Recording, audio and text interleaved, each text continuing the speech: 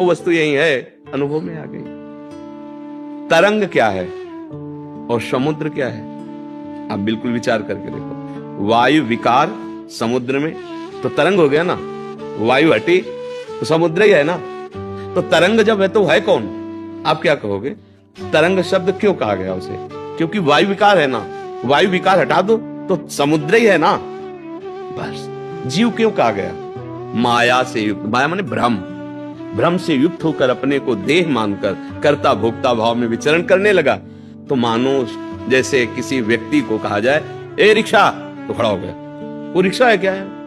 पर उसने इतना तदात्म कर लिया रिक्शा से कि रिक्शा बोलते हुए खड़ा हो जाएगा।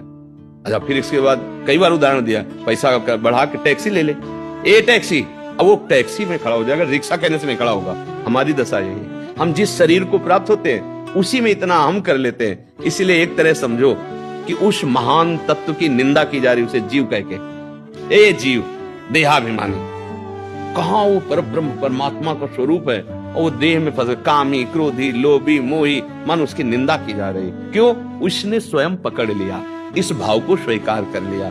यही ज्ञान के द्वारा हटाओ और जहां आप आए अपने स्वरूप में, तो न काम है, न क्रोध है, न लोभ है, न मोह है, न मद है, न मत्सर है, न स्त्री है, न पुरुष है, न जड़ है, न चैतन्य है। वेद कहता सर्वम खलमिदम ब्रह्म। अब जिधर अनुभव ब्रह्म ही ब्रह्म। देखिए भगत लोग अनुभव करते अपने इष्ट को, जैसे गोस्वामी जी के सिया राम में सब जग जान रहे ना, जड़ चेतन जग जीव जत सकल राम। जैसे अपने लोग श्यामा श्याम में सब बिहारी जी हैं, बिहारी जी के सिवा दूसरा कोई है ही नहीं। ये बात समझना होगा।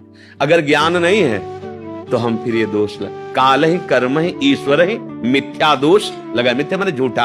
अब काल के अधीन हम तो हैं, अब जो ऐसा हमारे भाग्य में जैसा हो, ये सब अज्ञानी जीवों की बातें हैं। तो इसलिए अगर शुद्ध बात समझते हो तो भगवान ने नहीं फंसाया है, हम खुद फंस गए हैं। कहां कोई बांधे हमें बताओ? हमारी इच्छा ही तो हमें बांधे।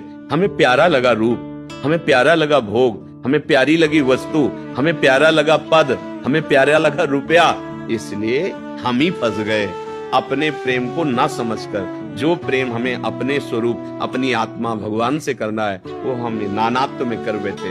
और जब भगवान से करोगे तो उनके सिवा कोई है नहीं, ये अनुभव हो जाएगा। और जब प्रभु से विमुख हो तो ये नानात्व फैल गया। ये अज्ञान मिटाए बिना इस प्रश्न के उत्तर को सुन के भी आप समझ नहीं पाएंगे।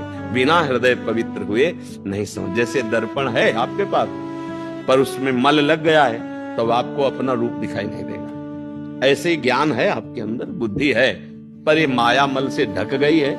ये बात आपके अनुभव में नहीं आएगी। वो चींटी के अंदर भी आराम से सोता है,